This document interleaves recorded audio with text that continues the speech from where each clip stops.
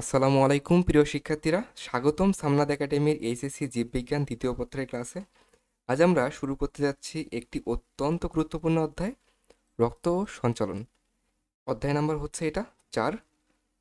এই অধ্যায়টি শুধু এইচএসসি বোর্ড পরীক্ষার জন্য নয়, বরং মেডিকেল ভর্তি পরীক্ষায় বারবার আসা প্রশ্নের একটা বড় ধরনের উৎস হচ্ছে এই অধ্যায়টা। এই লেকচারে আমি চেষ্টা করব ইনশাআল্লাহ মূল বোর্ড বই থেকেই আসলে প্রতিটা টপিক বিশ্লেষণ করে পড়াতে এবং খুব সহজভাবে উদাহরণ সহ সুন্দরভাবে বুঝিয়ে দিতে, যাতে তোমরা কনসেপ্ট ভালোভাবে বুঝে নিতে পারো এবং পরীক্ষায় ভুল না করো। ইনশাআল্লাহ পুরো অধ্যায়টাই আমরা ধারাবাহিকভাবে কভার করব পরবর্তী লেকচারগুলোতে। হয়তোবা 3 থেকে 4টা লেকচার ইনশাআল্লাহ হবে, তাই মনোযোগ দিয়ে শোনো, বোঝো, আর দরকার হলে বারবার করে দেখে নাও। চলো তাহলে শুরু করি আজকের এই গুরুত্বপূর্ণ আলোচনাটা। প্রথমেই আমরা দেখব যে হাইলাইট করা আছে, এটা হচ্ছে মেডিকেল স্ট্যান্ডার্ড দাগানো বই, বুঝছো? এই বইটা থেকে তোমরা যারা পড়বে, অর্থাৎ এইচএসসি 27 ব্যাচ এবং এইচএসসি 26 ব্যাচ, বিশেষ করে এইচএসসি 26 ব্যাচ তোমরা যারা আছো, আমি আশা রাখতেছি তোমরা একবার করে হলেও ফার্স্ট ইয়ারে এই অধ্যায়টা পড়ছো। তোমাদের এই অধ্যায়টা এখন এইবার পড়ার সময় রিভাইজ হয়ে যাবে। কেউ মিস করো না ক্লাস, ঠিক আছে? প্রথমেই আসে হচ্ছে রক্ত সংবহন তন্ত্র নিয়ে। এখানে একটা সংজ্ঞা দেওয়া আছে, এই সংজ্ঞাটা কিন্তু তোমাদের এইচএসসিতে নাম্বার অর্থাৎ জ্ঞানমূলকে আসার মতো। এটা তোমরা দেখে নিবে যে রক্তবাহিকা সমৃদ্ধ, অর্থাৎ এখান থেকে রক্তবাহিকা সমৃদ্ধ এবং হৃৎপিণ্ড দিয়ে নিয়ন্ত্রিত যে তন্ত্রের মাধ্যমে রক্ত দেহের বিভিন্ন অংশে সঞ্চালিত হয় তাকে রক্ত সংবহনতন্ত্র বলে। সো আমরা রক্ত সঞ্চালন নিয়ে কথা বলতে গেলে আমরা প্রথমেই আসা হচ্ছে রক্তনালী নিয়ে। রক্তনালীর মধ্যে আসলে কি কি আছে তোমরা কি জানো? জানলে একটু কমেন্ট করো তো। রক্তনালী বলতে ধমনী, শিরা, কৈশিক জালিকা এগুলোই তো বোঝায়। তাহলে সঞ্চালন অর্থাৎ এক স্থান থেকে আরেক স্থানে সঞ্চালিত হওয়া। রক্ত এক স্থান থেকে অন্য স্থানে সঞ্চালিত হয়, এই ব্যাপারটা নিয়েই কিন্তু এই অধ্যায়টাতে আলোচনা করা আছে। এবং হৃৎপিণ্ড নিয়ে কিন্তু তোমরা তোমাদের এসএসসিতে একটা অধ্যায়ে হৃৎপিণ্ড আঁকা শিখছো, অনেক কিছু শিখছো, বুঝতে পারছো? সো প্রথমে যে এমসিকিউটা আমাদের আসতে পারে এবং মেডিকেলে বারবার করে আসতে পারে, সেটা হচ্ছে ব্রিটিশ চিকিৎসক উইলিয়াম হার্ভে 1628 সালে মানুষের রক্ত সংবহন সম্পর্কে সর্বপ্রথম ধারণা দিয়েছে। এইটা এখান থেকে একটা এমসিকিউ আসতে পারে। আমরা বেশি পড়বো না, আমরা মেইন জায়গাগুলো পড়বো যেগুলো থেকে এমসিকিউ আসতে পারে এবং যেগুলো থেকে প্রশ্ন বারবার করে আসে। আমরা অনেক পড়লাম বাট পরীক্ষা আমরা পারলাম না, এইটা না, আমরা যা পড়বো ইনশাল্লাহ এগুলো থেকে আসবে। এরপর আমরা আসি হচ্ছে এই জায়গাটা থেকে। এই জায়গায় কিন্তু অনেকগুলো প্রশ্ন আছে, প্রশ্ন অনেকগুলো মেডিকেলে আসার মতো এবং ভার্সিটিতে আসার মতো অনেকগুলো প্রশ্নের একটা উৎস হচ্ছে এই জায়গাটুকু। এখানে কি বলা আছে, একজন পূর্ণবয়স্ক সুস্থ মানবদেহে প্রায় 5 থেকে 6 লিটার রক্ত থাকে। এইটা কিন্তু হচ্ছে তোমাদের বইয়ে দেওয়া আছে হচ্ছে মানব দেহে। এটা নর্মালি যেটা হয় যে একজন পুরুষ দেহে আসলে হচ্ছে 5 থেকে 6 লিটার রক্ত থাকে, আর নারী দেহে এটা ভেরি করে একটু কম থাকে। এটা হচ্ছে নারীদের দেহে 4.5 থেকে 5.5 লিটার রক্ত থাকে, অর্থাৎ দেহের মোট ওজনের কিন্তু 8% রক্ত। তোমাদের যেটা ওজন হবে এইটার প্রায় 8% কিন্তু রক্ত থাকবে। তোমাদের ওজন যদি হয় 50 কেজি, এইটার 8% তোমাদের মেবি রক্ত থাকবে। যদি এইটা না থাকে, যদি কম থাকে, তাহলে তোমাদের রক্ত স্বল্পতা আছে, এটা বুঝতে হবে। ওকে, রক্ত সামান্য হচ্ছে ক্ষারীয় এবং এর পিএইচ, এইটা কিন্তু খুবই ইম্পর্টেন্ট একটা এমসিকিউ, যে রক্তের পিএইচ কত। তুমি কোশ্চেন ব্যাংক খুললে বারবার করে দেখবে যে এর রক্তের পিএইচ কত, এটা নিয়ে প্রশ্ন আসছে। রক্তের পিএইচ হচ্ছে 7.35 থেকে 7.45 এবং গড়ে হচ্ছে এটা 7.40। ওকে, এইটা আমরা বুঝলাম যে রক্ত সামান্য হচ্ছে ক্ষারীয়। আর আমরা পিএইচ সম্পর্কে আসলে কি জানি, যে পিএইচের রেঞ্জটা আসলে কত? পিএইচের রেঞ্জটা হচ্ছে 0 থেকে 14 পর্যন্ত, তাই না? 0 থেকে 14 পর্যন্ত, এবং 7 হচ্ছে নিউট্রাল, ঠিক আছে? 7 হচ্ছে নিউট্রাল।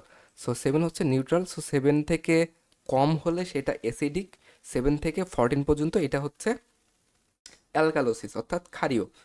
তাহলে তোমরা দেখতেই পাচ্ছ 7 থেকে একটু বেশি আছে পিএইচটা। এই পিএইচটা কি ফিক্সড সবার জন্য? না, এই পিএইচটা তোমাদের আসলে তোমার যেমন থাকবে আমার তেমন থাকবে না, তো চেঞ্জ হইতে পারে। তবে এটার রেঞ্জটা 7.35 থেকে 7.45 এটার মধ্যেই নর্মালি থাকে। এটা কম বেশি হলে তোমাদের প্রবলেম আছে, ওকে, অসুস্থ তুমি। এবং এর তাপমাত্রাটা ইম্পর্টেন্ট, এর তাপমাত্রা, রক্তের তাপমাত্রা হচ্ছে 36 থেকে 38 ডিগ্রি সেলসিয়াস। এবং রক্তের আপেক্ষিক গুরুত্ব পানির চেয়ে বেশি। পানির চেয়ে কত গুণ বেশি? এটা হচ্ছে 1.065। এখন প্রশ্ন আসবে যে আপেক্ষিক গুরুত্বটা আসলে কি? আপেক্ষিক গুরুত্ব হচ্ছে আপেক্ষিক গুরুত্ব হচ্ছে তোমরা পানির তুলনায় কত গুণ আসলে একটা কিছু ভারী, এটাকেই বোঝায় হচ্ছে আপেক্ষিক গুরুত্ব দ্বারা। এইটাকে তুমি একটা যদি হচ্ছে সূত্র আকারে লিখতে চাও তাহলে ডেনসিটি বা ওয়েট থাকবে উপরে অবজেক্টের। সো ডেনসিটি ডি দিয়ে লিখতেছে ডেনসিটি অথবা ওয়েট ডিভাইডেড বাই ডেনসিটি। এটা কিসের? এটা হচ্ছে অবজেক্টের, ঠিক আছে, অবজেক্টের ডেনসিটি ডিভাইডেড বাই হচ্ছে অর্ডার অর্থাৎ পানির ডেনসিটি। তাহলে আমি লিখতেছি, ওকে ওয়েট করো একটু। So density divided by density, অবজেক্টের ডেনসিটিকে পানির ডেনসিটি দ্বারা তোমরা যদি ভাগ করো তাহলেই এটা কত আপেক্ষিক গুরুত্বটা পাবে। এবং এইটা হচ্ছে পানির চেয়ে বেশি একটু থাকে 1.065 রক্তের আপেক্ষিক গুরুত্বটা। অজৈব লবণের উপস্থিতির জন্য রক্তের স্বাদ একটু নোনতা হয়ে থাকে। এইটা একটু লেস ইম্পর্টেন্ট, সো এগুলো দাগানো নাই, ঠিক আছে। এই লাইনটা হচ্ছে নিউ আপডেট করা হয়েছে নতুন বইতে। রক্তের সান্দ্রতা বা ভিসকোসিটি পানির তুলনায় 5 গুণ বেশি। সান্দ্রতা আসলে কি? রক্তের সান্দ্রতা পানির তুলনায় 5 গুণ বেশি। সান্দ্রতা হচ্ছে যেমন তোমরা কঠিন পদার্থের ক্ষেত্রে ঘর্ষণ পড়ে আসছো, এরকমভাবে পানির পদার্থের যে বাধা দেওয়ার প্রবণতা, এইটা হচ্ছে পানির ক্ষেত্রে বা তরল পদার্থের ক্ষেত্রে এটা হচ্ছে সান্দ্রতা বা ভিসকোসিটি। লোহিত রক্তকণিকা ও প্লাজমা প্রোটিনের জন্য মূলত এটি হয়ে থাকে। লোহিত রক্তকণিকা এবং প্লাজমা প্রোটিনের জন্যই মূলত এই যে রক্তের সান্দ্রতাটা তার পানির তুলনায় 5 গুণ বেশি হয়ে থাকে। বুঝতে পারছি? এরপর আসি হচ্ছে রক্তের কার্যাবলী বা রক্তের সাধারণ কাজগুলো। এর অনেকগুলো পয়েন্ট আছে। সো পয়েন্টগুলো আমরা মেবি এগুলো জানি আসলে। পুষ্টিদ্রব্য পরিবহন, আমাদের রক্ত কিন্তু হচ্ছে glucose, amino acid, fatty acid, glycerol, vitamin, খনিজ লবণ, পানি অন্ত্র থেকে রক্তের মাধ্যমে পরিবাহিত হয়ে দেহের বিভিন্ন অংশে পৌঁছায়। এটা তো আমরা জানি নর্মালি। সো শ্বসন গ্যাস অর্থাৎ রক্ত অক্সিজেনকে ফুসফুস থেকে দেহকোষে, এবং দেহকোষ থেকে কার্বন ডাইঅক্সাইডকে ফুসফুসে পরিবহন করে। এরিথ্রোসাইট ও প্লাজমা প্রধানত এই কাজে অংশগ্রহণ করে। এটা কি আমরা জানি? এটা তো আমরা সচরাচর জানি, তাই না? সো বিপাক নিয়ন্ত্রণ, দ্রবাদি পরিবহন, রক্ত হরমোন, ভিটামিন, অ্যান্টিবডি এবং প্রয়োজনীয় বিভিন্ন রাসায়নিক পদার্থগুলোকে তাদের ক্রিয়াস্থলে বহন করে নিয়ে যায়। এরপর আসে হচ্ছে বর্জ্য পদার্থ পরিবহন। কোষীয় বিপাকে সৃষ্ট বর্জ্য পদার্থ যেমন urea, uric acid, bilirubin, carbon dioxide দেহ থেকে অপসারণের জন্য বৃক্ক এবং হচ্ছে যকৃৎ, ফুসফুস এগুলো হচ্ছে কাজ করে, ঠিক আছে।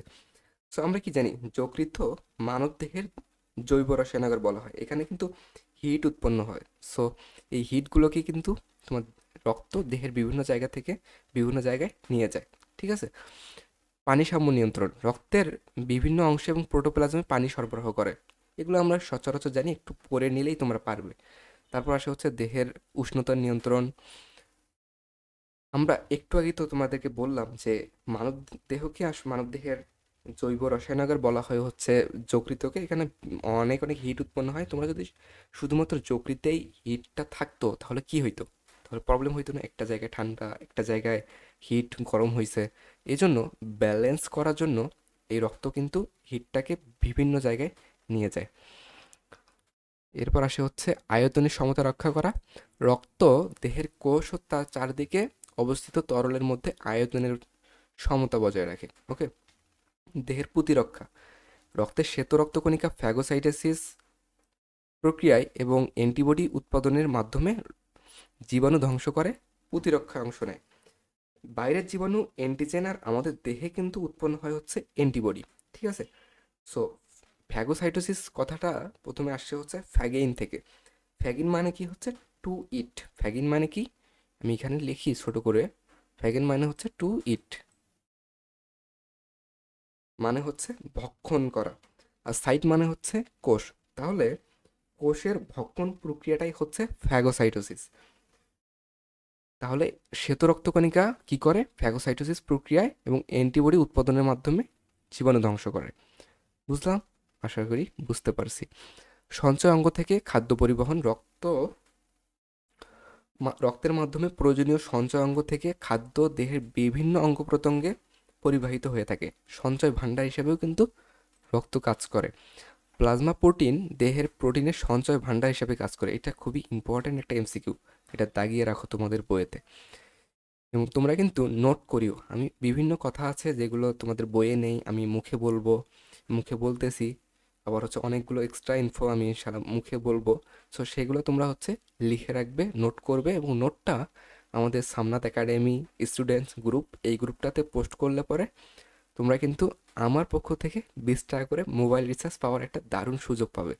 সো তোমরা ঝটপট করে নোট করে নোটটা সামনাত একাডেমি স্টুডেন্টস গ্রুপ এইটাতে সাবমিট করে ফেলো। গ্রুপটার লিঙ্ক ডেসক্রিপশন বক্স এবং কমেন্ট বক্সে দেওয়া থাকবে, তোমরা একটু দেখে নিও, ঠিক আছে? অম্লক্ষারের সাম্যাবস্থা অর্থাৎ পিএইচ নিয়ন্ত্রণও করে কিন্তু এই রক্ত। প্লাজমা ও লোহিত রক্তকণিকার ভিতরে বাফার দ্রবণের উপস্থিতির জন্য দেহের অম্লক্ষারের সাম্যাবস্থা বজায় থাকে। এগুলো খুব নর্মাল কথাবার্তা, একটু আগে তো বললাম যে রক্তের পিএইচ 7.35 থেকে 7.45। সো এইটা কিন্তু ব্যালেন্স করার জন্য রক্ত কাজ করে, ঠিক আছে? রক্তক্ষরণ প্রতিরোধ, রক্তে অনুচক্রিকা ও প্লাজমা প্রোটিন সম্মিলিতভাবে ক্ষত স্থান থেকে রক্ত জমাট বাঁধিয়ে দেহের রক্তক্ষরণ প্রতিরোধ করে। এটা আমরা একটু পরে বিস্তর আলাপ আলোচনা করব যে রক্তক্ষরণ কীভাবে প্রতিরোধ করে, একটা সুন্দর ব্যাখ্যা ইনশাআল্লাহ তোমাদেরকে দিব। সো আমরা তখন এটা আলোচনা করব, ওকে? অভ্যন্তরীণ ভারসাম্য রক্ষা করা, রক্ত দেহের অভ্যন্তরীণ পরিবেশের ভারসাম্য বা হোমিওস্টেসিস রক্ষায় গুরুত্বপূর্ণ ভূমিকা পালন করে। হোমিওস্টেসিস মানে কি? এটা এটা কিন্তু একটা তোমাদের মধ্যে অনেকেই বিভ্রান্ত হও যে হিমোস্টেসিস এবং হচ্ছে হোমিওস্টেসিস এটা কিন্তু আলাদা। আমি কোথায় লিখি? আমি এখানে লিখি ছোট্ট করে, আমি এখানে লিখতেছি।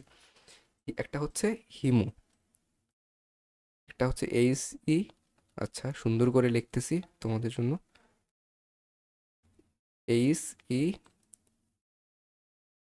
HEMO। হিমো মানে কি? হিমো মানে কিন্তু হচ্ছে রক্ত এবং এস্টেসিস মানে হচ্ছে বন্ধ। তাহলে হিমোস্টেসিস মানে হচ্ছে রক্ত বন্ধ হওয়ার যে প্রক্রিয়া এইটা। কিন্তু এখানে কিন্তু তোমাদেরকে হোমিওস্টেসিস আছে। সো হোমিও মানে কি? হোমিও মানে হোমিওস্টেসিস মানে হচ্ছে দেহের অভ্যন্তরীণ পরিবেশে ভারসাম্য রক্ষা করা, এটা হচ্ছে হোমিওস্টেসিস, ওকে? সো তোমরা কখনোই আসলে বিভ্রান্ত হবে না, একটা হচ্ছে হিমোস্টেসিস, একটা হচ্ছে হোমিওস্টেসিস, ওকে? রোগ নির্ণয়, রক্ত তোমরা জানো যে কোনো রোগ হইলে বা আমাদের অসুখ বিসুখ হইলে আমাদের ডাক্তাররা কি করেন? ডাক্তাররা হচ্ছেন রোগটাকে নির্ণয় করার জন্য আমাদের ব্লাড টেস্ট দেয়। সো ব্লাড টেস্টের মাধ্যমে আসলে রোগ নির্ণয় করা যায়, এটা তো কমন বিষয়, তোমরা জানো, অনেকেই সবাই জানো। এরপর আসি হচ্ছে রক্তের উপাদান নিয়ে। টেস্ট টিউবে রক্ত দিয়ে সেন্ট্রিফিউগাল যন্ত্র, সেন্ট্রিফিউগাল যন্ত্রটা আসলে কি?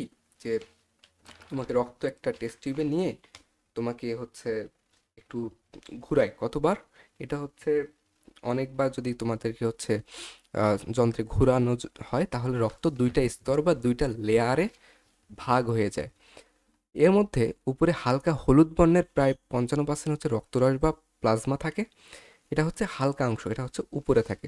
সো আমরা যদি একটা টেস্ট টিউবে রক্ত নেই এবং এটাকে যদি হচ্ছে সেন্ট্রিফিউগাল যন্ত্রের মাধ্যমে ঘুরাই তাহলে উপরে দেখবা যে কিছু পদার্থ থাকবে, সেগুলো হচ্ছে প্লাজমা, বা আমি সচরাচর পি দিয়ে লিখলাম প্লাজমা, বা প্লাজমার বাংলা হচ্ছে রক্তরস। এটা হচ্ছে রক্তের তরল অংশ, এটা থাকে হচ্ছে 55% রক্তের মধ্যে, ঠিক আছে? এবং তার নিচে দেখবা কিছু হচ্ছে পদার্থ জমে যাবে, পদার্থ জমা পড়বে, এগুলো হচ্ছে রক্তকণিকা, এবং সেটাকেই আমরা হচ্ছে ব্লাড কর্পাসল বলি, বা BC লিখতে পারি আমি, মানে হচ্ছে ব্লাড কর্পাসল। এটার হচ্ছে নিচের অংশ এবং নিচের ঘন অংশ, এটা হচ্ছে অর্থাৎ গাঢ়তার বাকি অংশ, অর্থাৎ 45% হচ্ছে ব্লাড কর্পাসল বা রক্তকণিকা থাকে। স্বাভাবিক অবস্থায় রক্তকণিকাগুলো রক্তরসে ভাসমান থাকে, বুঝতে পারছো? রক্তকণিকাগুলো আসলে রক্তরসের মধ্যে ভাসমান থাকে, কিন্তু যখন তুমি সেন্ট্রিফিউগাল যন্ত্র নিয়ে একটু ঘোরাবা, একটু ঝাঁকাঝাঁকি করবা, তখন এটা কি হবে? একটু নিচে নিচে জমা হবে এবং আমরা এটার মাধ্যমে আসলে আলাদা করতে পারি যে কোনটা রক্তরস এবং কোনটা রক্তকণিকা। লোহিত রক্তকণিকার আধিক্যের কারণেই রক্তরস বা রক্ত সাধারণত লাল দেখায়। লোহিত রক্তকণিকা বা আরবিসি, রেড ব্লাড কর্পাসল, এটার কারণেই কিন্তু আসলে রক্ত লাল দেখায়। ওকে, এরপর আসে হচ্ছে একটা সুন্দর আলোচনা যে রক্তরস বা প্লাজমা। দেহের মোট আয়তনের 5% প্রায় 3 লিটার থাকে হচ্ছে রক্তরস বা প্লাজমা।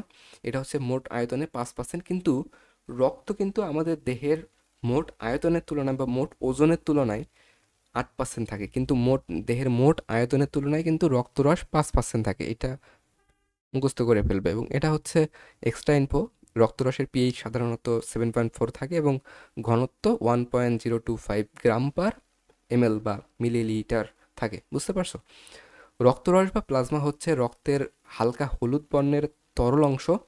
এতে পানির পরিমাণ থাকে হচ্ছে 90 থেকে 92%। এটা হচ্ছে পানির পরিমাণ।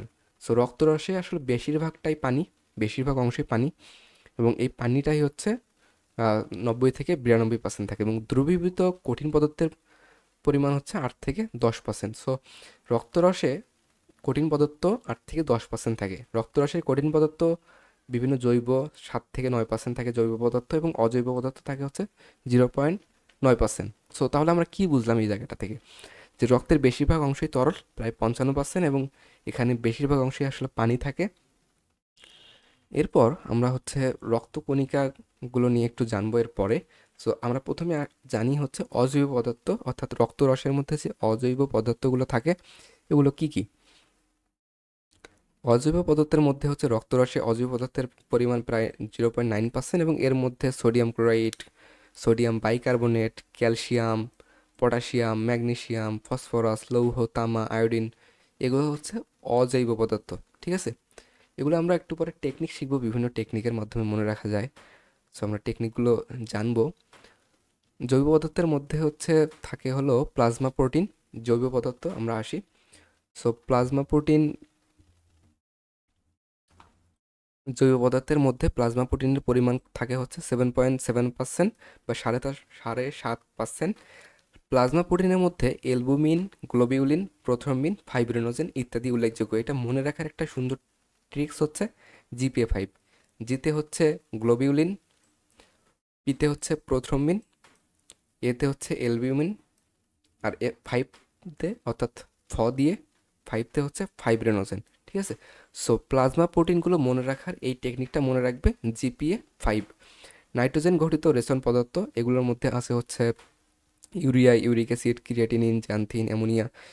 এটার জন্য একটা টেকনিক আছে, আমরা একটু পরে একটা ছকের মাধ্যমে সেই টেকনিকগুলো খুব সুন্দরভাবে শিখে নেব। ঠিক আছে, অন্যান্য পদার্থের মধ্যে আছে হচ্ছে গ্লুকোজ, ফ্যাট, কোলেস্টেরল, এগুলো আছে, এবং বিলিরুবিন, ক্যারোটিন, এনজাইম, এগুলো কিন্তু আছে অন্যান্য পদার্থ। সো রক্তরসের কাজ আমরা একটু আগে কিন্তু রক্তের কাজগুলো দেখে আসছি। সো রক্তরসের কাজগুলো হচ্ছে রক্তের তারল্য রক্ষা করা, তারপর হচ্ছে পরিপাকের পর খাদ্যসার রক্তরসে দ্রবীভূত হয়ে বিভিন্ন ধরনের টিস্যু এবং অঙ্গে বাহিত হয়। টিস্যু থেকে নির্গত বর্জ্য পদার্থ রেচন অঙ্গের জন্য বৃক্কে নিয়ে যায়। ঠিক আছে, এবং টিস্যুর অধিকাংশ কার্বন ডাইঅক্সাইড রক্তরসে বাইকার্বনেট রূপে দ্রবীভূত থাকে। অল্প পরিমাণ অক্সিজেন বাহিত হয়। এগুলো হচ্ছে নর্মাল কথাবার্তা, তোমরা একটু রিডিং পড়ে নিলেই পারবে। ঠিক আছে, সো আমরা যেগুলো খুবই গুরুত্বপূর্ণ এবং যেগুলো বুঝতে একটু কষ্ট হয় এগুলো নিয়ে একটু বেশি আলোচনা করি, তাহলেই বরঞ্চ এই ক্লাসটা আরও সুন্দর হবে। সো এখানে আসে হচ্ছে রক্ত জমাট বাঁধার প্রয়োজনীয় উপাদান রক্ত। এগুলো হচ্ছে রক্ত রস পরিবহন করে। এটা কিন্তু মেডিকেল অ্যাডমিশন টেস্ট 22-23 সালে আসছে। সো খুবই ভালোভাবে পড়ে নিও। যকৃত, পেশি ইত্যাদি অঙ্গে উৎপন্ন তাপ শক্তিকে সমগ্র দেহে পরিবহন করে হচ্ছে দেহের তাপের যে সমতা, এটা হচ্ছে রক্ষা করে। একটু আগে তোমাদেরকে বললাম না, যকৃতকে দেহের জৈব রসায়নাগার বলা হয়। এখানে অনেক অনেক হিট, অনেক অনেক তাপ উৎপন্ন হয়, এবং এই তাপগুলোকে রক্ত অর্থাৎ রক্তরস দেহের বিভিন্ন অংশে পরিবহন করে নিয়ে যায়। এরপর আসে হচ্ছে রক্তকণিকা বা ব্লাড কর্পাসাল বা বিসি, আমরা যেটাকে বিসি দ্বারা প্রকাশ করলাম একটু আগে। সো আমরা এখন একটা কাজ করতে পারি, আমরা এখন একটা কিউএনএ করতে পারি, কিউএনএ টাইম, অর্থাৎ এখানে আমরা কোশ্চেন অ্যান্ড আনসার চেষ্টা করতে পারি। আচ্ছা, একটু আগে এটা পড়ে নিই, তারপর আমরা প্রশ্ন জিজ্ঞেস করব, আমি প্রশ্ন জিজ্ঞেস করব, তোমাদেরকে একটু সময় দিব, তোমরা কমেন্ট করে ফেলবে উত্তরটা এবং আমি উত্তরটাও বলে দিব যাতে তোমরা মিলিয়ে নিতে পারো, ঠিক আছে? সো আগে আসি হচ্ছে রক্তের উপাদান হিসেবে ভাসমান কোষকে রক্তকণিকা বলে, এটাকে কিন্তু হচ্ছে রক্তকণিকা বলে। রক্ত এগুলো হিমাটোপয়েসিস প্রক্রিয়ায় সৃষ্টি হয়, ঠিক আছে? সো রক্তকণিকা এগুলো হচ্ছে কোষ না বলে এদেরকে কণিকা বলা হয়, কারণ আছে। কি কারণ থাকতে পারে? অন্যান্য কোষের মতো কিন্তু স্ববিভাজিত হইতে পারে না, কারণ কি রক্তকণিকাতে আসলে নিউক্লিয়াস থাকে না। সো যেহেতু নিউক্লিয়াস থাকে না, এটা কিন্তু স্ববিভাজিত হয়ে সৃষ্টি হইতে পারে না, অর্থাৎ একটা থেকে আরেকটা হইতে পারে না। সো এটাকে কিন্তু কোষ বলা যায় না। সো কোষ না বলে এটাকে কি বলতে হয়? কণিকা। সো রক্ত কণিকা, রক্ত কোষ না, রক্ত কণিকা। রক্তের 45% রক্তকণিকা থাকে, এটা একটু আগে অনেকবার করে বললাম আমরা, এবং যা রক্তরসের মধ্যে নিমজ্জিত বা ভাসমান থাকে। রক্তকণিকা আসলে তিন ধরনের হয়ে থাকে: এরিথ্রোসাইট বা লোহিত রক্তকণিকা, যেটাকে আমরা আরবিসি বা রেড ব্লাড কর্পাসল বলে থাকি, আরবিসি। তারপর হচ্ছে লিউকোসাইট বা শ্বেত রক্তকণিকা, যেটাকে আমরা ডাব্লিউবিসি বলে থাকি, অর্থাৎ হোয়াইট ব্লাড অ্যান্ড কর্পাসল, ঠিক আছে? এবং এরপর হচ্ছে প্লেটলেট বা থ্রম্বোসাইট বা অনুচক্রিকা, তিনটা নাম হচ্ছে প্লেটলেট বা থ্রম্বোসাইট বা অনুচক্রিকা। এরপর হচ্ছে এই ছকটা খুবই ইম্পর্টেন্ট, তোমরা 3 স্টার দিয়ে রাখো। এই ছকটা থেকে প্রশ্ন বারবার করে চলে আসে, তোমাদের ক্ষেত্রেও দেখবা যে এইচএসসিতে তোমাদের তো মনে হয় 25 মার্কের একটা এমসিকিউ থাকে, এবং এডমিশন টেস্টে ভালোই এমসিকিউ, জীববিজ্ঞান থেকে মেডিকেলে তো 30 মার্কের এমসিকিউ থাকে জীববিজ্ঞান থেকে, এবং ভার্সিটিতেও 25 মার্কের মেবি এমসিকিউ থাকে হচ্ছে জীববিজ্ঞান থেকে। সো এই এমসিকিউগুলোতে তোমরা চেক করে দেখবা, কোশ্চেন ব্যাংক দেখবা যে বারবার করে এখান থেকে প্রশ্ন চলে আসছে। সো এই ছকটাকে আমরা ভালো করে পড়বো এবং বিভিন্ন ট্রিক্সের মাধ্যমে মনে রাখার চেষ্টা করব। সো প্রথমে আসে হচ্ছে রক্তকে দুইটা ভাগ করলে রক্তরস বা প্লাজমা, অর্থাৎ যেটা আমরা সেন্ট্রিফিউগাল যন্ত্রে আমরা একটা টেস্ট টিউবে রক্ত নিয়ে যখন ঝাঁকাই তখন দেখতে পাই যে উপরে যে ভাসমান হালকা পদার্থ বা হালকা যেগুলো থাকে সেগুলো হচ্ছে রক্তরস বা প্লাজমা।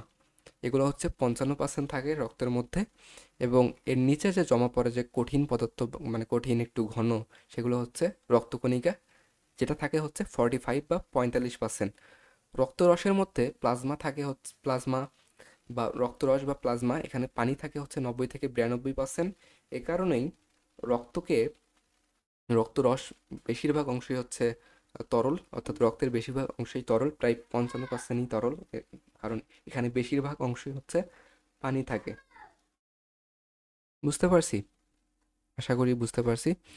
এরপর রক্তরস বা প্লাজমাতে কঠিন পদার্থ থাকে হচ্ছে 8 থেকে 10%, 8 থেকে 10% কঠিন পদার্থ থাকে, এবং রক্তকণিকার 45% রক্তকণিকা থাকে, এবং এর মধ্যে তিনটা ভাগ আছে। এটা হচ্ছে লোহিত রক্তকণিকা, তিনটা ভাগে ভাগ করা যায়: লোহিত রক্তকণিকা বা আরবিসি, শ্বেত রক্তকণিকা বা ডাব্লিউবিসি, এবং অনুচক্রিকা বা প্লেটলেট বা থ্রোম্বোসাইট। ওকে, এরপর রক্তরস বা প্লাজমাকে কঠিন পদার্থে ভাগ করলাম, এবং কঠিন পদার্থের আরও দুইটা ভাগ আছে, একটা হচ্ছে অজৈব উপাদান এবং একটা হচ্ছে জৈব উপাদান। ওকে, অজৈব উপাদান হচ্ছে 0.9% থাকে, এটা লেস ইম্পর্টেন্ট, মনে না রাখলেও চলবে। তবে জৈব পদার্থ 7 থেকে 9% থাকে, এটা মনে রাখবে। অজৈব উপাদানগুলোর মধ্যে কি কি আছে? Sodium chloride, potassium. এটা মনে রাখার একটা সুন্দর টেকনিক আছে, বুঝছো? টেকনিকটা হচ্ছে ফালতু আম, ঠিক আছে? ফালতু, আমি লিখতেছি, ফালতু আম, এটা দিয়ে মনে রাখবো, ফালতু আম। সো এখান থেকে ফালতু আম থেকে তোমরা ফতে কি দেখবে? ফতে হচ্ছে ফসফরাস, গেল। লতে হচ্ছে লৌহ বা লোহা, এবং ততে হচ্ছে তামা, এবং আম দিয়ে হচ্ছে দেখো কয়টা আছে, এবং আতে হচ্ছে আয়োডিন, এবং আম দিয়ে দেখো পটাশিয়াম আছে, ক্যালসিয়াম আছে, ম্যাগনেসিয়াম আছে, এবং সোডিয়াম ক্লোরাইড আছে। সো আম দিয়ে আছে হচ্ছে 4টা, এবং ফালতু আম দিয়ে তোমরা অজৈব উপাদানটাকে খুব সুন্দর করে মনে রাখতে পারবে। এরপর আসে হচ্ছে জৈব উপাদান। এখানে হচ্ছে প্লাজমা প্রোটিন, একটু আগে তো আমরা দেখলাম যে অ্যালবুমিন, গ্লোবিউলিন, প্রোথ্রম্বিন, ফাইব্রিনোজেন এবং ক্লোটিং ফ্যাক্টর। এটা হচ্ছে মনে রাখার একটা টেকনিক হচ্ছে জিপিএ ফাইভ। ওকে, জিপিএ ফাইভের জি দিয়ে হচ্ছে গ্লোবিউলিন, ই দিয়ে হচ্ছে প্রোথ্রম্বিন, এতে হচ্ছে অ্যালবুমিন এবং ফাইভতে হচ্ছে ফাইব্রোনোজেন। ঠিক আছে, তারপর নাইট্রোজেন ঘটিত রেশন পদার্থ urea, uric acid, creatinine, xanthine, ammonia, এগুলো মনে রাখার একটা সুন্দর টেকনিক হচ্ছে হাইজ্যাক। সো আমরা যদি একটু লেখার চেষ্টা করি, হাই জ্যাক, এটা দিয়ে আমরা এটা মনে রাখবো, হাই জ্যাক। লেখা একটু খারাপ হচ্ছে, একটু বুঝে নিও ভাই। সো হাই জ্যাকের মধ্যে কি আছে এখানে? হাই জ্যাকের মধ্যে হাই দিয়ে তোমরা মনে রাখবে হচ্ছে হাই একটা আছে, সেটা হচ্ছে হাইপোজ্যান্থিন, তারপর হচ্ছে জ্যাতে হচ্ছে জ্যান্থিন, এবং এতে হচ্ছে অ্যামোনিয়া মনে রাখবে, এবং কতে হচ্ছে ক্রিয়েটিনিন, এবং এই যে রসই দেখতে পাচ্ছ এটা দিয়ে মনে রাখবে হচ্ছে urea, uric acid. So hijack দিয়ে নাইট্রোজেন গঠিত রেশন পদার্থগুলোকে খুব সুন্দর করে মনে রাখতে পারবে। অন্যান্য পদার্থগুলোর মধ্যে আছে হচ্ছে গ্লুকোজ, লিপিড, হরমোন, এনজাইম, রঞ্জক পদার্থ বিভিন্ন। সো জ্যান্থিন ও হাইপোজ্যান্থিন তৈরি হয় কিন্তু, এখানে একটা এক্সট্রা ইনফো তোমাদেরকে আসলে বলে রাখি যে যেহেতু এখানে হাইপোজ্যান্থিন বললাম, সো জ্যান্থিন ও হাইপোজ্যান্থিন আসলে তৈরি হয় পিউরিন ক্ষারক ও এর পিউরিন ক্ষারকের ভাঙ্গনের কারণে। পিউরিন, পাইরিমিডিন এগুলো তো আমরা পড়ে আসছি তাই না, এগুলো হচ্ছে কোষের গঠন অধ্যায়টাতে পড়ছি। সো পিউরিন হচ্ছে এডেনিন ও গুয়ানিন, সাইটোসিন, থাইমিন, এগুলো তো আমরা পড়ছি তাই না। পিউরিন, এডেনিন, গুয়ানিন আর হচ্ছে পাইরিমিডিনের মধ্যে হচ্ছে সাইটোসিন এবং থাইমিন আছে, এগুলো তো আমরা পড়ছি। এগুলো আমরা হচ্ছে কোষের গঠন অধ্যায়টাতে খুব সুন্দরভাবে পড়ে আসছি। তাহলে এখন আমরা আসবো হলো লোহিত রক্তকণিকা। আচ্ছা, এর আগে আমরা লোহিত রক্তকণিকাতে আসার আগে আমরা একটা কাজ করে নিই।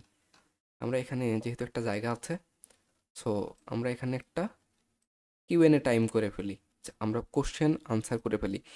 সো এবার কি দেখবো আমরা হচ্ছে কিউএনএ, কিউএনএ টাইম। এখানে কি হবে, আমি প্রশ্ন করব এবং তোমরা হচ্ছে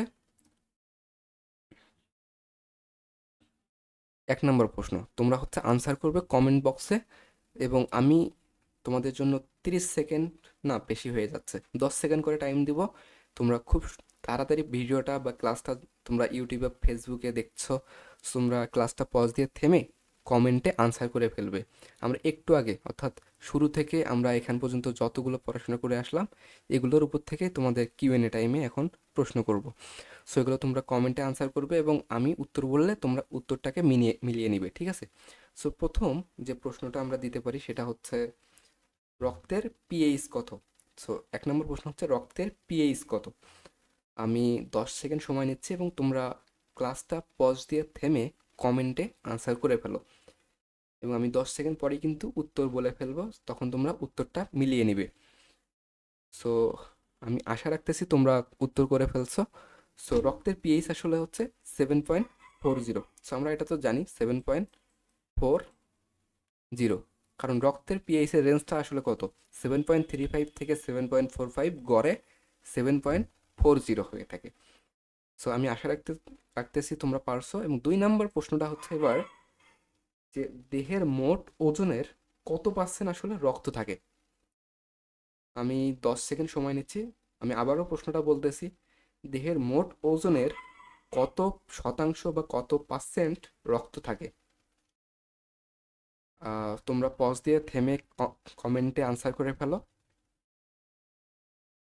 আশা রাখতেছি আমি তোমরা আনসার করে ফেলছো। সো এটা হচ্ছে দেহের মোট ওজনের 8% কিন্তু রক্ত থাকে, আমরা কিন্তু একটু আগে পড়ে আসছি এগুলো।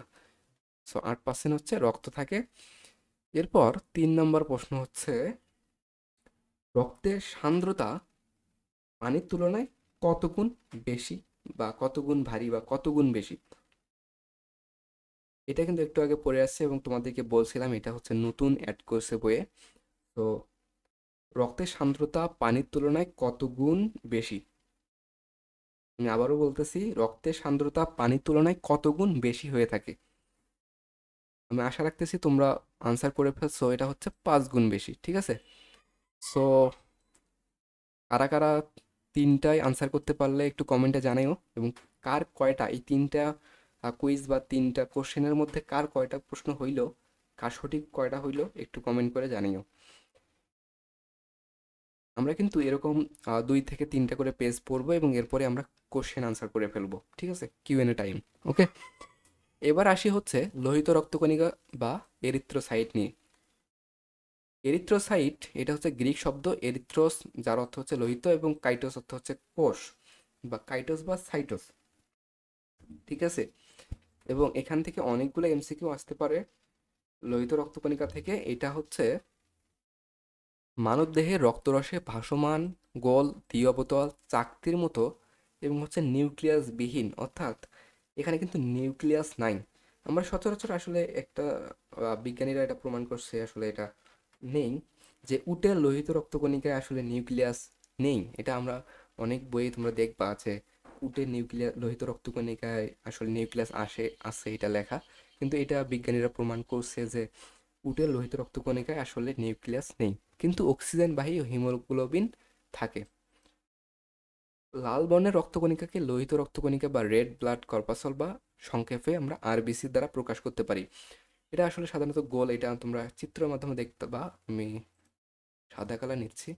তো এখানে দেখো যে এটা হচ্ছে একটা চাকতির মতো বা গোল, এটা কিন্তু এখানে বলা হয়েছে। সো এটা হচ্ছে লোহিত রক্তকণিকা। লোহিত রক্তকণিকা যে চাকতির মতো, এটা গোল, এটা কিন্তু তোমরা দেখতে পাচ্ছ এই চিত্রের মাধ্যমে। এবং এইটা দেখো, এটা আসলে কেন দ্বি অবতল বলা হচ্ছে। আমরা সাধারণত অবতল লেন্স তো আমরা জানি, তো অবতল লেন্স আসলে কেমন, আমরা কালারটা আবারও চেঞ্জ করে ফেলতেছি।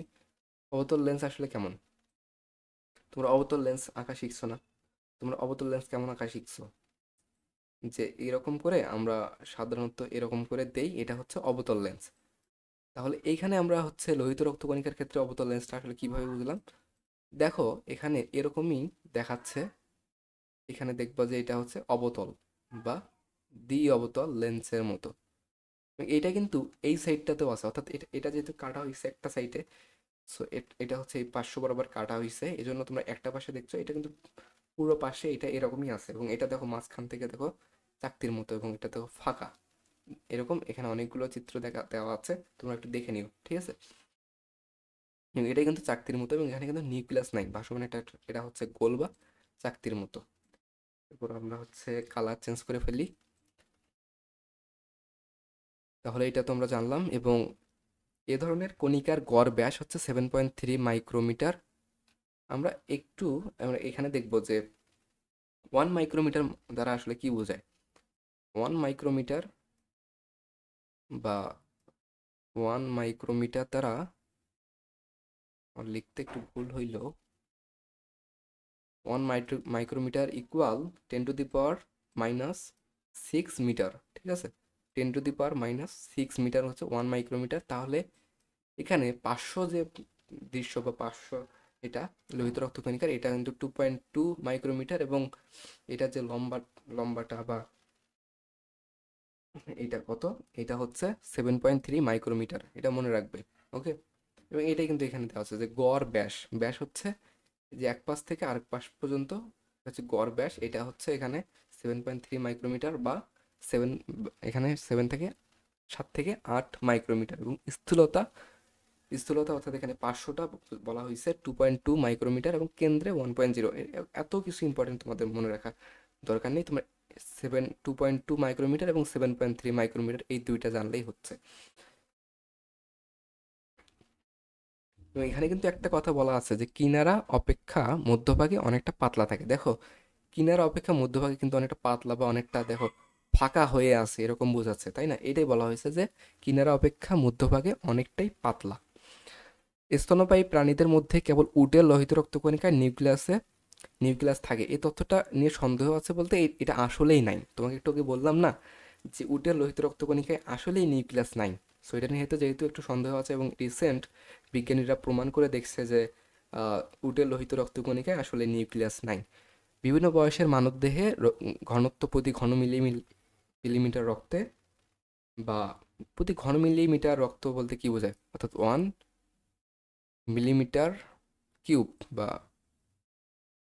ঘন মিলিমিটার ইকুয়াল হচ্ছে 10⁻⁻6 লিটার। 10⁻⁻6 লিটার এখানে হচ্ছে এটা ভেরি করে যত, অর্থাৎ ভ্রূণ দেহে কিন্তু এটা সব থেকে বেশি থাকে। লোহিত রক্তকণিকা নর্মালি তোমাদের হচ্ছে আরবিসি অক্সিজেন পরিবহন করে, সাধারণত আমরা জানি যে লোহিত রক্তকণিকা বা আরবিসি অক্সিজেন পরিবহন করে। তাহলে ভ্রূণ দেহে যেহেতু বেশি অক্সিজেনের এখানে পরিবহন দরকার এবং শিশুদের দেহে বেশি অক্সিজেন পরিবহন হয়, সো এখানে আসলে ভ্রূণ দেহে এবং শিশুদের দেহে এই লোহিত রক্তকণিকার পরিমাণটা সব থেকে বেশি থাকে। ভ্রূণ দেহে এই সংখ্যাটা হচ্ছে 80 থেকে 90 লাখ, শিশুদের দেহে হচ্ছে 7 থেকে 70 লাখ, পূর্ণবয়স্ক পুরুষের দেহে হচ্ছে 50 থেকে 54 লাখ থাকে আরবিসি বা লোহিত রক্তকণিকা। পূর্ণবয়স্ক স্ত্রী দেহে হচ্ছে 40 থেকে 49 লাখ। এই যে সংখ্যাগুলো দেখতে পাচ্ছ, এই সংখ্যাগুলো তোমাদের পরীক্ষার জন্য খুবই গুরুত্বপূর্ণ। বিশেষ করে মেডিকেল অ্যাডমিশন টেস্টে তোমাদেরকে বারবার করে এই প্রশ্নগুলো, এই সংখ্যাগুলো আসে এমসিকিউয়ে। ওকে, বিভিন্ন শারীরিক অবস্থায় এ সংখ্যা তারতম্য ঘটে, যেমন ব্যায়াম ও গর্ভাবস্থায় কণিকার সংখ্যা বেশি হয়। লিঙ্গ ও বয়সভেদে হিমোগ্লোবিনের পরিমাণ স্বাভাবিকের চেয়ে বা স্বাভাবিক মাত্রার নিচে থাকলে রক্ত স্বল্পতা বা অ্যানিমিয়া বলে। সাধারণত আরবিসি অক্সিজেন পরিবহন করে। স্টেম কোষ অন্য যে কোনো কোষে পরিণত হতে পারে এবং তারা নিজেদের সংখ্যা ফিক্সড রাখতে পারে। ঠিক আছে, এটা তো আমরা জানি যে। আর রক্ত স্বল্পতা, এ মানে কি? এ মানে হচ্ছে 9। ঠিক আছে, এ মানে হচ্ছে 9। তাহলে অ্যানিমিয়া মানে হচ্ছে রক্ত নাই বা রক্ত কম, এবং রক্ত স্বল্পতা এটা বোঝায়। তাহলে লোহিত কণিকার আয়ুষ্কাল বা গড় আয়ু হচ্ছে 120 দিন। 120 দিন সাধারণত এই লোহিত রক্তকণিকা বেঁচে থাকে এবং এরপর এটা মারা যায়। ঠিক আছে, এরপর আসি হচ্ছে লাল অস্থিমজ্জার স্টেম কোষ থেকে লোহিত রক্তকণিকা উৎপন্ন হয়। স্টেম কোষ অন্য যে কোনো পরিণত কোষে, অর্থাৎ অন্য যে কোনো কোষে আসলে পরিণত হতে পারে। সাধারণত স্টেম কোষ আসলে কি বোঝায়? স্টেম কোষ অন্য যে কোনো কোষে পরিণত হতে পারে এবং তারা নিজেদের সংখ্যা ফিক্সড রাখতে পারে। সাধারণত উঁচু স্থানে, কিন্তু এখানে অনেকগুলো ব্যাপার দেওয়া আছে, যে রক্তপাত, উঁচু স্থানে অবস্থান, তারপর হচ্ছে ব্যায়াম, অস্থিমজ্জার ক্ষতি, এগুলো হলে কিন্তু হিমোগ্লোবিন সহ বিভিন্ন কারণে অক্সিজেন মাত্রা কমে যেতে পারে। সাধারণত উঁচু স্থানে অক্সিজেন কম থাকে। তারপর আরবিসি না থাকলে কিন্তু অক্সিজেন ক্যারি করার মতো কেউ নেই। সো তোমাদের তোমাদের আরবিসি, তোমাদের যদি আরবিসি না থাকে, উঁচু স্থানে যেহেতু অক্সিজেন নাই, আরবিসিও নাই, সো এখানে কিন্তু অক্সিজেন ক্যারি করার মতো কেউ থাকবে না। তো এই টাইমে কিন্তু তোমার অক্সিজেন মাত্রা কমে যেতে পারে, কারণ আমরা জানি যে অক্সিজেন ক্যারি করে হচ্ছে আরবিসি। সো যেহেতু তোমাদের উঁচু স্থানে আসো, উঁচু স্থানে অক্সিজেন কম, সো আরবিসিও কম, সেই জন্য এখানে তোমাদের অক্সিজেন মাত্রা কমে যেতে পারে। বৃক্ক কম অক্সিজেন মাত্রা শনাক্ত করে সঙ্গে সঙ্গে এরিথ্রোপয়েটিন নামে এক ধরনের হরমোন উৎপন্ন এবং ক্ষরণ করে। সাধারণত আমরা জানি যে এটা হচ্ছে টেস্টোস্টেরন সাধারণত আরবিসি তৈরিকে আসলে বাড়িয়ে দেয়। আর মেয়েদের যে হরমোন, সাধারণত টেস্টোস্টেরন হরমোন হচ্ছে ছেলেদের, আর ইস্ট্রোজেন হরমোনটা হচ্ছে মেয়েদের। সো এই ইস্ট্রোজেন হরমোনটা হচ্ছে আরবিসির তৈরিটাকে কমিয়ে দেয়।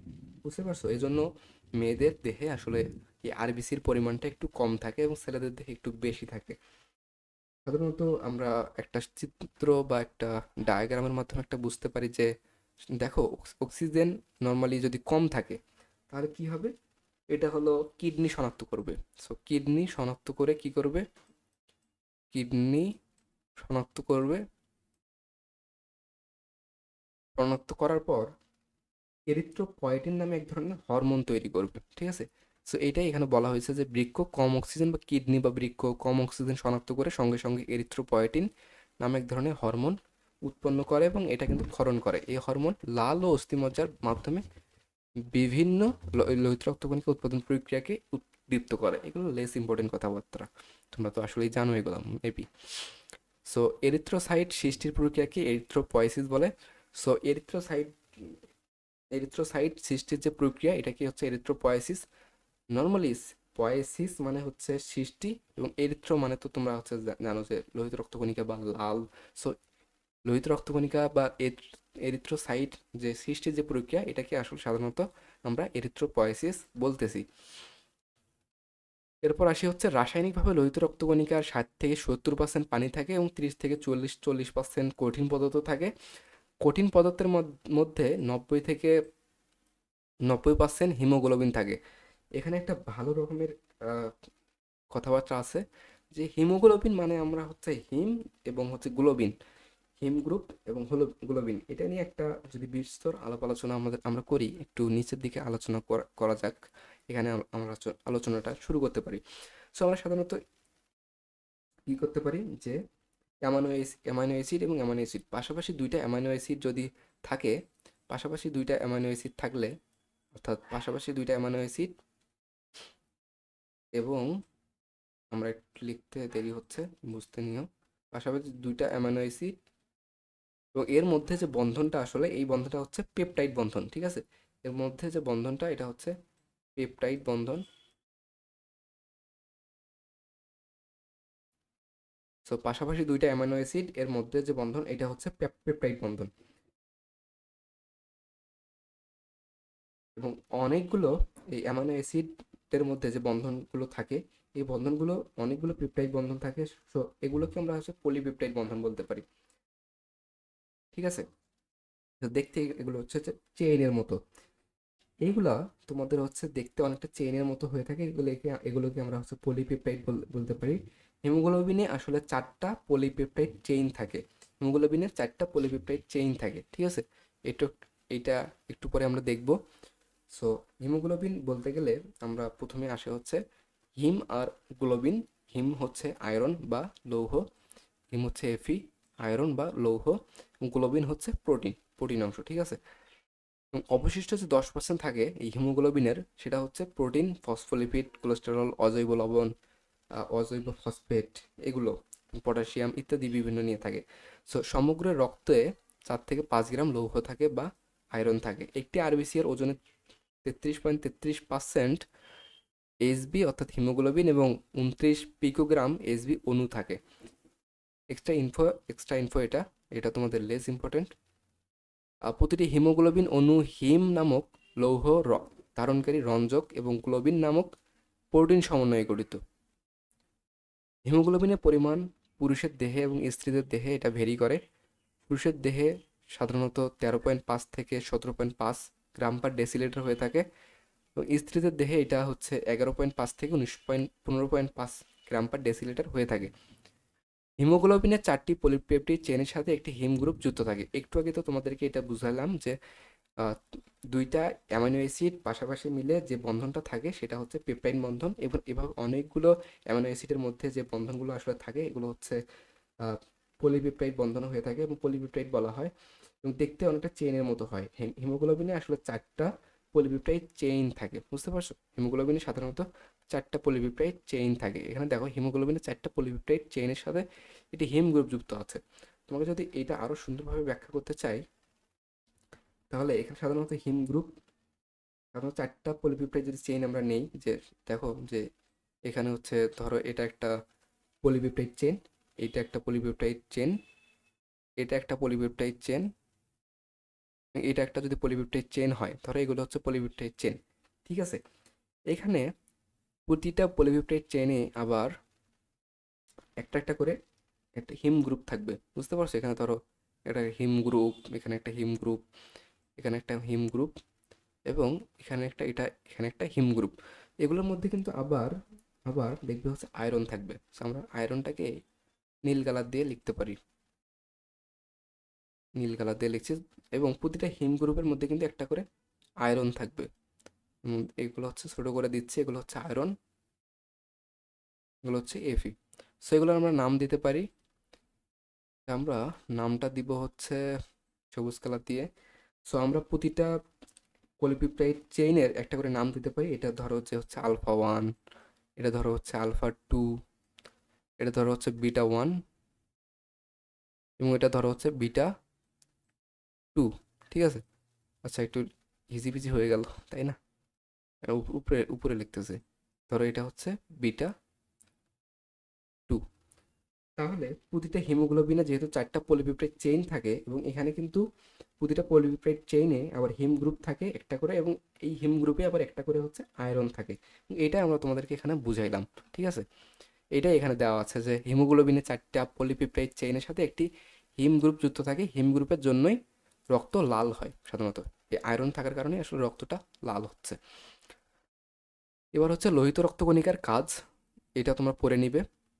লোহিত রক্তকণিকার হিমোগ্লোবিন ফুসফুস থেকে দেহকোষে অধিকাংশ অক্সিজেন এবং সামান্য পরিমাণ কার্বন ডাইঅক্সাইড পরিবহন করে। রক্তের ঘনত্ব, সান্দ্রতা, রক্ষা করে। এগুলো সাধারণত আমরা রক্তের কাজ এবং রক্তরসের যে কাজগুলো পড়ে আসলাম একটু আগে, এগুলোই পড়ে আসছি সাধারণত, বুঝতে পারছো?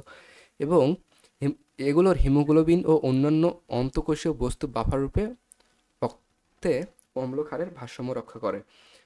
প্লাজমা ঝিল্লিতে অ্যান্টিজেন প্রোটিন সংযুক্ত থাকে যা মানুষের ব্লাড গ্রুপ নির্ণয়ে সহায়তা করে। আমরা সাধারণত আমাদের যে রক্ত গ্রুপ থাকে, কারো এ পজিটিভ, এ নেগেটিভ, এই যে এগুলো কিন্তু আমাদের হচ্ছে অ্যান্টিজেনের উপর ডিফাইন করে আমাদের এই রক্ত গ্রুপগুলো ভাগ করা হয়।